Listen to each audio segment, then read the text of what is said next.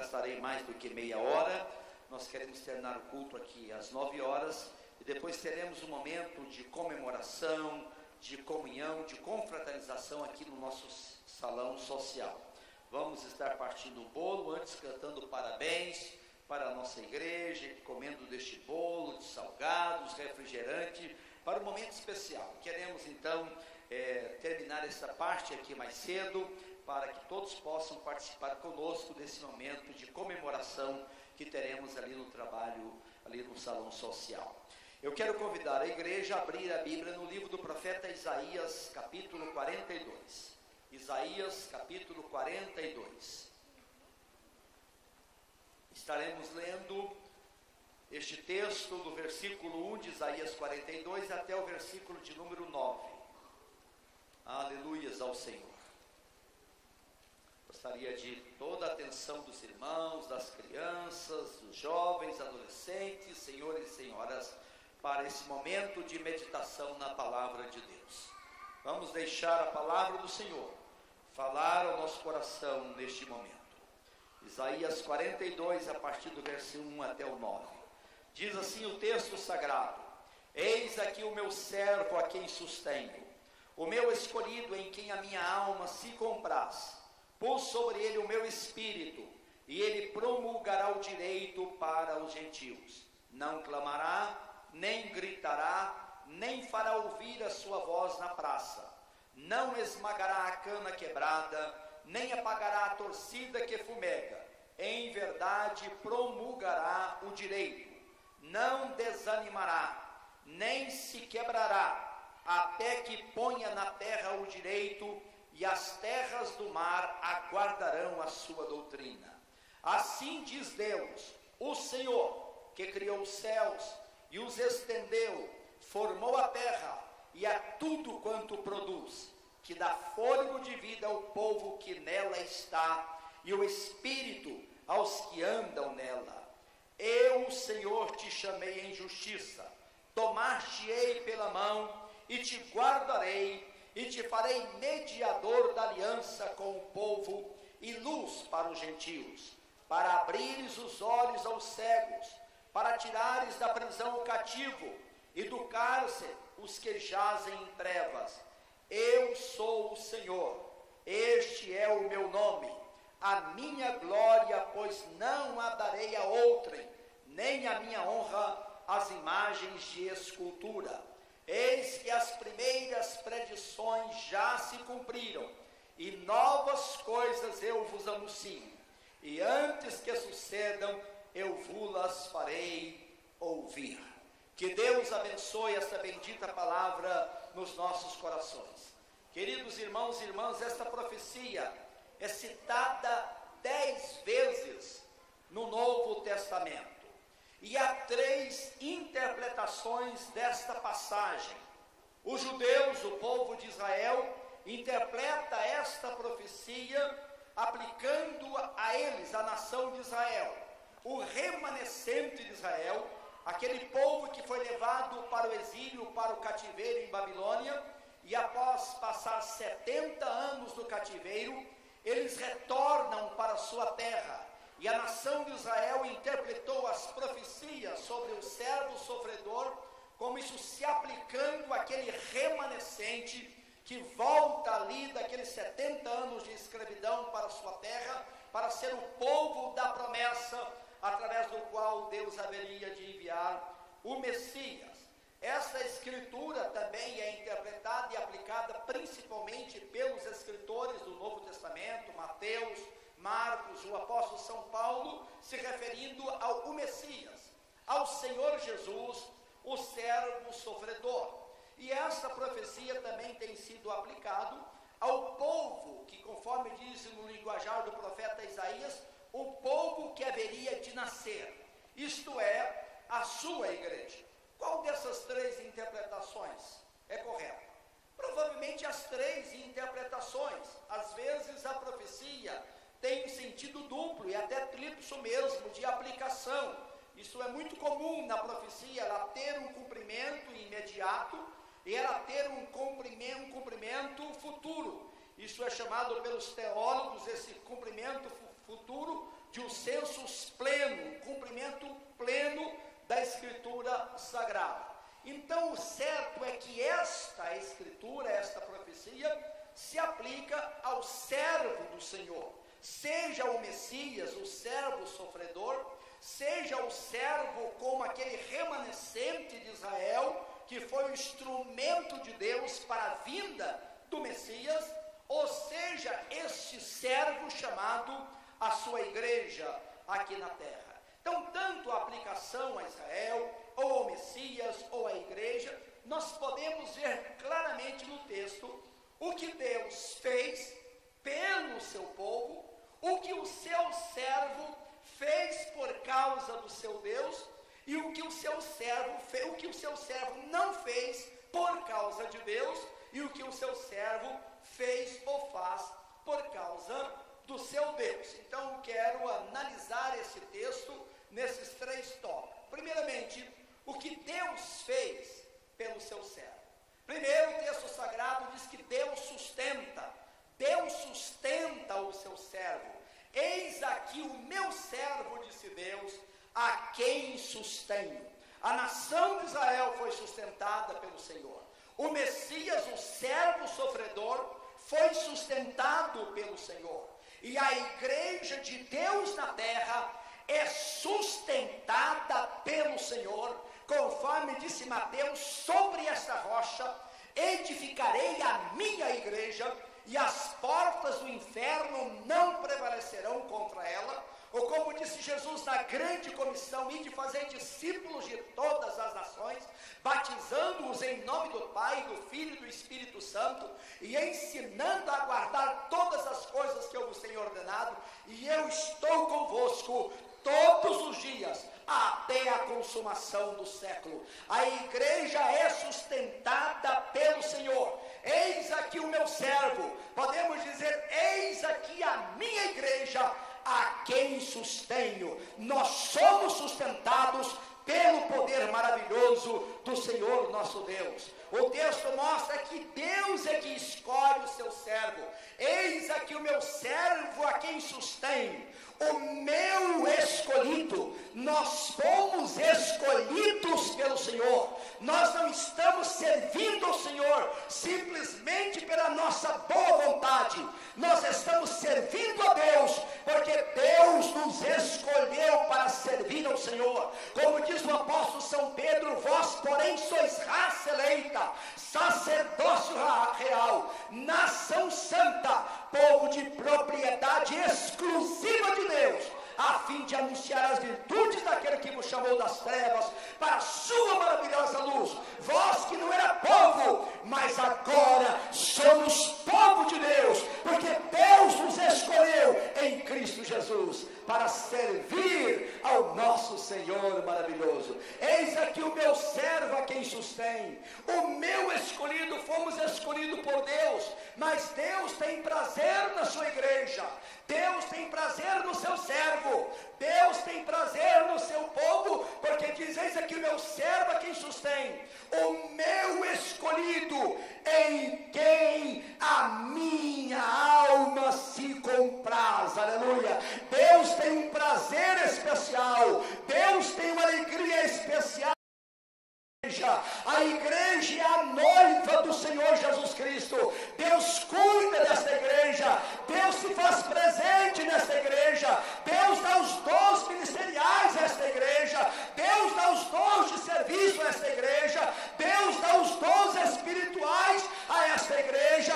Deus opera curas nesta igreja. Deus opera milagres nesta igreja. Deus opera libertação nesta igreja, porque Deus tem prazer na sua igreja. Aleluias ao Senhor. Você pode dizer graças a Deus? Diga graças a Deus, porque eu fui um escolhido de Deus, e Deus tem prazer na minha vida.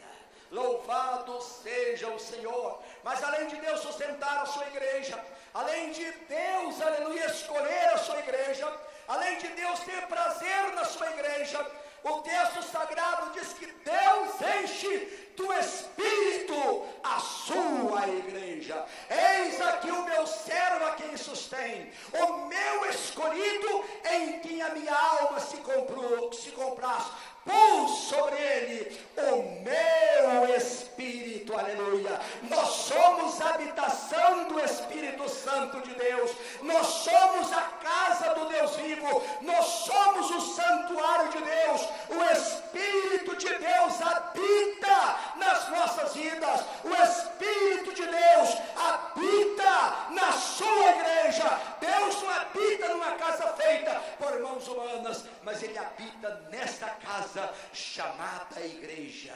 Vós, porém, sois a lavoura de Deus, edifício de Deus sois vós, afirma o apóstolo São Paulo. Aleluias ao Senhor, nosso Deus, aleluia. Deus enche então o seu servo, Deus enche a sua igreja da plenitude do poder do seu Espírito Santo. E Jesus diz que Deus não dá o Espírito Santo por medida. E o apóstolo São Paulo diz que o amor de Deus é derramado, não é pingado, ele é derramado nos nossos corações pelo Espírito Santo. E o próprio Jesus disse: quem crê em mim, como diz as Escrituras, do seu interior fluirão rios de água viva. Isso dizia Jesus a respeito do Espírito Santo que havia de receber os que crescem no seu santo nome. Aleluia. Deus nos enche da sua presença maravilhosa. Nós temos alegria, nós temos o privilégio de não embriagarmos com vinho, mas de sermos cheios do Espírito Santo, para falar uns com os outros com salmos, para entoar os Senhor hinos e cânticos espirituais, para ter um coração cheio de gratidão e vivermos em harmonia uns com os outros, como diz o apóstolo São Paulo em Efésios 5, 18 até o versículo 20. Aleluia. Deus sustenta a sua igreja, Deus escolhe os membros da sua igreja, Deus tem prazer na sua igreja, Deus enche do Espírito Santo a sua igreja, mas Deus chama, aleluia, em justiça a sua igreja, diz o texto sagrado. Eu, Senhor, te chamei em justiça. Sabe por que Deus nos chama em justiça? Porque o justo morreu pelos injustos lá na cruz do Calvário, e Deus colocou em nós a justiça de Cristo Jesus, porque o sangue de Jesus Cristo nos faz mais alvos do que a neve. Aleluia. Deus nos chama em justiça, Deus nos chama através do justo, Deus nos chama através do seu Filho unigênito, que pagou o preço da nossa salvação, da nossa libertação, lá na cruz do Calvário. Louvado seja o seu nome. Mas o texto sagrado diz no versículo de número 6, que Deus também guarda a sua igreja. O coral cantou durante toda essa semana, que Deus guarda essa igreja, que Deus está com essa igreja, que os reinos, os impérios caem, eles passam, mas a igreja de Deus permanece até o dia glorioso da volta do Senhor Jesus, porque Deus guarda a sua igreja. O texto diz: tomar-te-ei pela mão e te guardarei. Aleluia.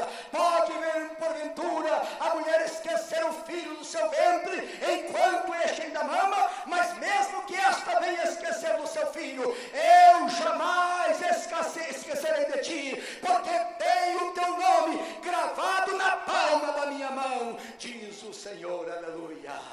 Nós somos guardados pelo Senhor nosso Deus, a ponto de Paulo poder escrever assim: não vos sobreveio tentação que não fosse humana, mas Deus é fiel e não permitirá que sejais tentados além das vossas forças, mas juntamente com a tentação Ele proverá o livramento, de sorte que possais suportar.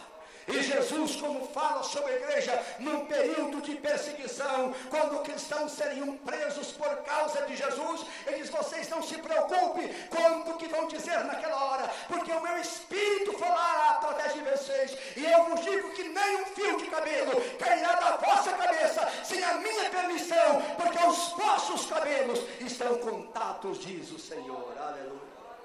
Glória a Deus. Aleluia. Aleluia. Ele sustenta a igreja, Ele escolheu a igreja, Ele tem prazer na sua igreja, Ele enche do Espírito Santo a sua igreja, Ele chama a justiça, Ele guarda a sua igreja. E Ele faz dessa igreja, como fez o servo sofredor, o mediador, o instrumento, o contato para que homens e mulheres, para que pessoas de todos os povos, de todas as etnias, de todas as raças e de todos os lugares possam conhecer o grande amor de Deus em Cristo Jesus, o Senhor da glória, e farei mediador da aliança. E Deus faz ao seu servo, a sua igreja, que ela seja luz para os incrédulos, aleluia, e luz para os gentios. Jesus disse: enquanto estou no mundo, eu sou a luz do mundo. Mas ele de vós, porém, sois o sal da terra e a luz do mundo.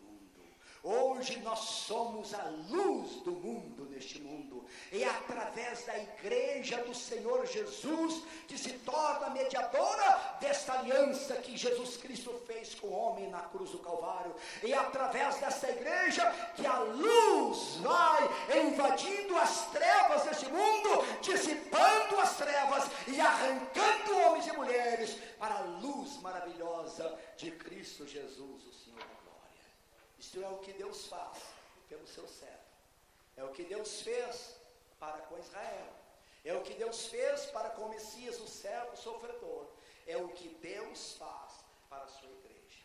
Agora, o que é que o servo ou a igreja não faz por causa do seu Deus? Primeiro, o servo não clama. O servo não grita. O versículo 3 disse, versículo 2 disse: não clamará, nem gritará, nem fará ouvir a sua voz na praça. A igreja do Senhor trabalha sem provocar agitação. A igreja do Senhor trabalha como um fermento, trabalha numa massa e vai levedando toda a massa. A igreja não fica simplesmente propagando curas e milagres. A igreja não fica tocando trombetas diante de jejum, diante de esmola ou diante de orações. A igreja trabalha em silêncio. A igreja não trabalha para ser reconhecida pelo mundo. A igreja não trabalha para ser reconhecida pelo Estado. A igreja não trabalha para ser reconhecida pelos homens. E a igreja não trabalha para receber a sua recompensa aqui na terra. A igreja trabalha sem provocar agitação. É o servo que não grita nas praças, que não se faz ouvir, diz o texto sagrado, na praça. Não gritará, porque o propósito da igreja, o objetivo da igreja é glorificar o Yahvé eterno, aquele que merece toda a honra, toda a glória e todo o louvor. Nós não estamos aqui para ser vistos pelos homens, aleluia. Jesus disse ao dar esmola, que a tua mão direita ou que a tua esquerda não saiba o que está fazendo a sua direita. Ao jejuar, lave o seu rosto, penteie o seu cabelo, não faça como os fariseus, que querem que os homens vejam que eles estão jejuando. Vocês, a orar, não orem nos cantos das praças, mas entra no quarto, fecha a porta e ora em secreto, que Deus que te vê em secreto te recompensará. Porque o servo, aleluia, ele não grita, o servo não chama atenção para si mesmo. O servo está aqui, a igreja está aqui para glorificar o Rei eterno. A igreja está aqui para adorar o Senhor. A igreja está aqui para fazer a vontade de Deus. Aleluia, aleluia ao Senhor. O servo, aleluia, por causa do seu Deus, ele não clama, ele não grita. O servo, diz o texto no versículo 3, ele não esmaga a cana quebrada, não esmagará a cana quebrada, nem apagará a torcida que fumega. O que é isto?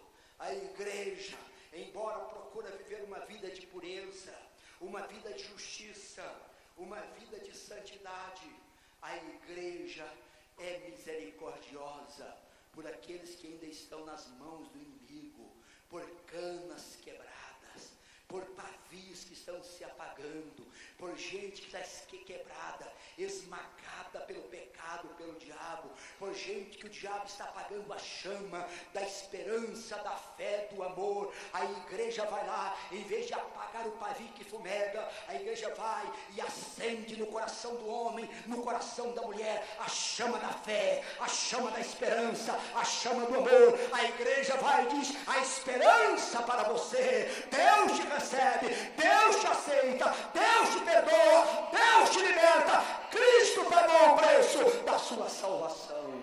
Aleluia.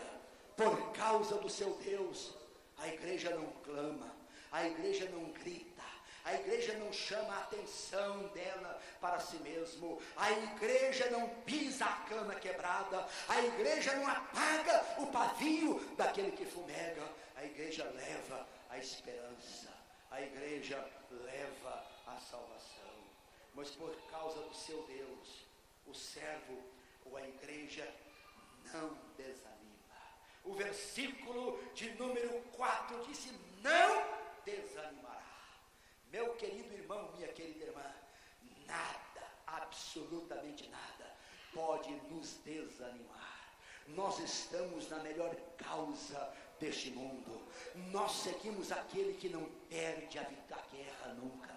Nós servimos aquele que é o leão da tribo de Judá. Nós servimos o Senhor dos senhores. Nós servimos, como o pastor Luiz pregou de maneira encantadora aqui na sexta-feira, nós servimos o Rei dos reis, aquele que tem na sua coxa o nome escrito Rei dos reis e Senhor dos senhores. Aleluia. E quando a igreja olha para o seu rei e vê que o seu rei foi à cruz, pagou o preço da nossa salvação, foi tirado da cruz, foi colocado numa sepultura, mas ao terceiro dia ele ressuscitou e pôde proclamar em alto e bom som: estive morto, mas estou vivo e tenho na minha mão a chave da morte e do inferno e toda a autoridade nos céus e na terra. Por isso o servo não desanima nunca, o servo não esmorece, o servo não retrocede, o servo não volta atrás. Aleluias ao Senhor da glória. Isto é por causa do seu Deus. O servo não desanima, mas o servo, diz a Bíblia, o texto, ele não desanimará, ele nem se quebrará. Outra tradução disse: não se encurvará. O servo, seguindo o seu Senhor, o servo sofredor, que não se encurvou diante de Herodes, que não se encurvou diante do Sinédrio, que não se encurvou diante de Pôncio Pilatos, que não se encurvou diante dos soldados romanos, que não se encurvou diante dos cravos e da cruz de madeira, que não se encurvou diante da coroa de espinho, que não se encurvou diante de Satanás, que não se encurvou diante dos demônios, mas que ficou na cruz até cumprir a última profecia e poder dizer: Pai, está consumado, está acabado, realizado a obra da salvação. Eu rendo, eu entrego o meu espírito, porque o nosso servo, ele não se encurva, ele não se dobra pela graça dele. Nós não nos encurvamos diante de Satanás, nós não nos encurvamos diante deste mundo, nós não nos encurvamos diante do pecado, nós não nos encurvamos diante das ofertas do diabo. O servo não se encurva. Aleluia, aleluia. Glória a Deus, aleluia. Glória a Deus, aleluia. Glória a Deus. Glória a Deus. Glórias ao Senhor. Ele não desanimará. Ele não se quebrará. Aleluia. Glórias ao Senhor. Ele não se quebra diante de nada. Por quê? Por causa do seu Deus. Aleluia. O que Deus faz pelo seu servo, o que o seu servo não faz por causa do seu Deus. Ele não chama a atenção para si, ele não esmaga os que estão quebrados e os que estão sendo apagados na fé, na esperança. Ele não desanima e ele não se quebra. Agora, o que o servo faz por causa do seu Deus? Aleluia. O servo é instrumento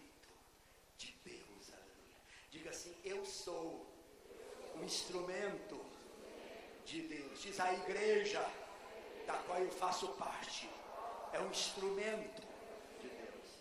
Instrumento para quê, meus queridos irmãos? Primeiro, instrumento para promulgar o direito. Ele promulgará o direito para os gentios. E o verso 3 diz: até que ponha na terra o direito. A igreja nunca desanima da evangelização. A igreja nunca perde a visão que todas as nações, todas as raças, haverá de ouvir a palavra do Senhor, nosso Deus. Aleluia. A igreja continua no propósito de levar a mensagem de salvação a este mundo. Aleluia. Para promulgar na terra o direito, o que é certo, a mensagem do justo, a mensagem do servo maravilhoso, do Senhor Jesus Cristo. Mas a igreja está aqui como instrumento nas mãos de Deus, para abrir também os olhos aos cegos. O versículo 7 diz: para abrires os olhos aos cegos. Aleluia.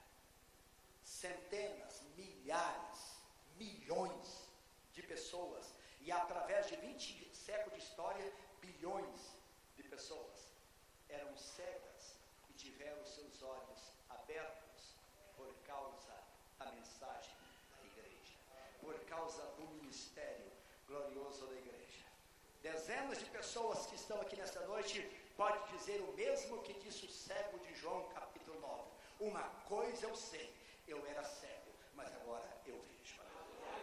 Quantos podem dizer isso? Diga graças a Deus. Eu fui cego, e eu posso cantar com o poeta: ó, com cego eu andei e perdido vaguei, longe, longe do meu Salvador, mas do céu ele desceu e o seu sangue verteu para salvar um tão pobre pecador. Foi na cruz, onde um dia eu vi meu pecado castigado em Jesus. Foi ali pela fé que meus olhos abri, e agora eu me alegro na sua luz.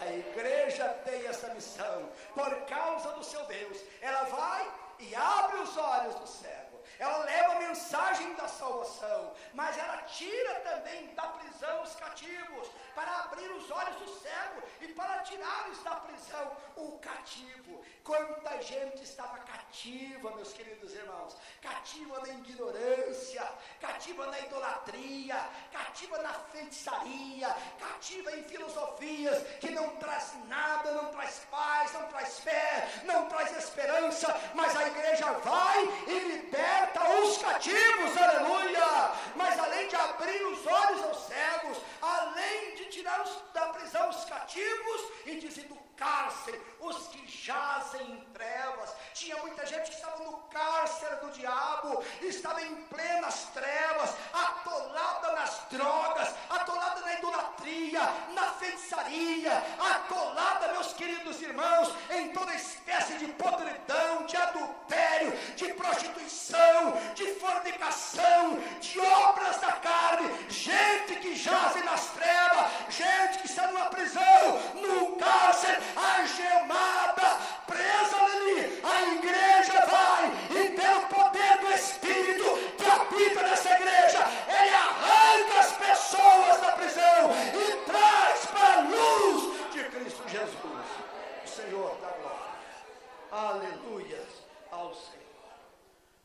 O que Deus faz pela igreja, sustenta, aleluia, escolhe, tem prazer, enche do Espírito, chama em justiça, guarda a sua igreja, faz a igreja mediadora e dá graça para que a igreja leve a mensagem aos gentios. O que a igreja não faz por causa de Deus, ela não chama atenção para ela não quer glória para ela mesma, ela é misericordiosa pelas vidas que estão esmagadas como uma cana. Ela é misericórdia para uma vida que é como uma lamparina que apagou e está acabando aquela última chama. Ela vai e leva a fé, a esperança e o amor de Cristo Jesus. Por causa de Cristo, ela não desanima nunca, ela não desiste nunca, e por causa de Cristo, ela nunca diante dos poderes, seja espirituais, seja humanos. Ela não se curva a não ser diante do seu Deus. E por causa de Cristo, ela torna-se instrumento para promulgar o direito, a justiça,